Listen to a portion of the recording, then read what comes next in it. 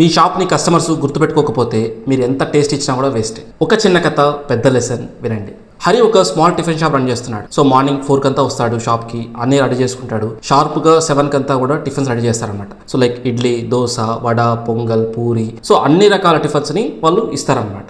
షాప్లో ఒక బోర్డు పెట్టారనమాట. ఆ బోర్డులో ఏంటంటే ఆల్ టిఫిన్స్ అవైలబుల్, అంటే అన్ని టిఫిన్స్ అవైలబుల్ ఉంటుంది అన్నట్టు పెట్టారనమాట. టేస్ట్ బాగుంటుంది, క్లీన్గా ఉంటుంది. కానీ డైలీ సేమ్ సీన్, రష్ రావట్లేదు, కస్టమర్స్ రావట్లేదు, డైలీ ఇడ్లీ వేస్ట్ అయిపోతుంది, బ్యాటర్ వేస్ట్ అయిపోతుంది, ఏం చేయాలో అర్థం కావట్లేదు. నైట్ ఇంటికి వెళ్ళిన తర్వాత హరి కూర్చొని ఆలోచిస్తున్నాడు అనమాట. సో మనం మంచి ఫుడ్ ఇస్తున్నాం కదా, టేస్ట్ బాగుంది, క్లీన్గా పెడుతున్నాం కదా, అసలు కస్టమర్స్ ఎందుకు మన హోటల్ రావట్లేదు అని ఒక బాధ. ఒకరోజు హరి ఫ్రెండ్ రవి వచ్చాడు హోటల్కి అనమాట. మార్నింగ్ వచ్చిన వెంటనే అక్కడ బోర్డు చూసాడు అనమాట, ఆల్ టిఫిన్స్ అవైలబుల్ అన్నట్టుగా చూశాడు. సో వెంటనే హరి దగ్గరికి వచ్చాడనమాట.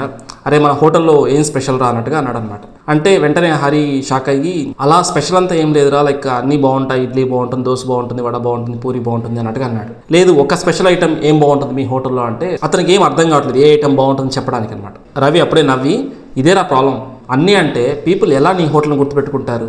దెన్ రవి కంటిన్యూ చేస్తూ, పీపుల్ నీ హోటల్ని గుర్తుపెట్టుకోవాలరా, అలా నువ్వు ఏమైనా చేస్తేనే పీపుల్ నేను గుర్తుపెట్టుకుంటారు, రెగ్యులర్గా వస్తారు అన్నట్టుగా అన్నాడు అనమాట. సో హరికి ఏమని అర్థం కాలేదన్నమాట. సో ఓకే, సపోజ్ ఇప్పుడు నువ్వు వచ్చి ఇడ్లీ వచ్చి మన హోటల్లో బాగుంటుంది అనుకోండి. సో నువ్వు ఇడ్లీనే ఎక్కువ ఫోకస్ చేయొచ్చు కదా, ఎందుకు అదర్ ప్రొడక్ట్స్ అంతా ఫోకస్ చేస్తావు అన్నట్టుగా అన్నాడు అనమాట. దానికి హరి వచ్చి, అరే దోశ పెట్టకపోతే అసలు ఎవరు రారా, అసలు లైక్ పూరి పెట్టకపోతే నీ ఏళ్ళకి 20-30 మంది కస్టమర్స్ పోతారా అన్నట్టుగా అన్నాడు అనమాట. అప్పుడు రవి అన్నాడు అనమాట, నేను అన్ని ఫుడ్ ప్రొడక్ట్స్ని ఆపమని చెప్పలేదు, సో నువ్వు ఒక దాంతో స్పెషలైజ్డ్గా ఉండు అన్నట్టుగా చెప్పాడు అనమాట. నేను చెప్తున్న ఈ పదాలు రాయి, ఇడ్లీని ఒకసారి టేస్ట్ చూడండి.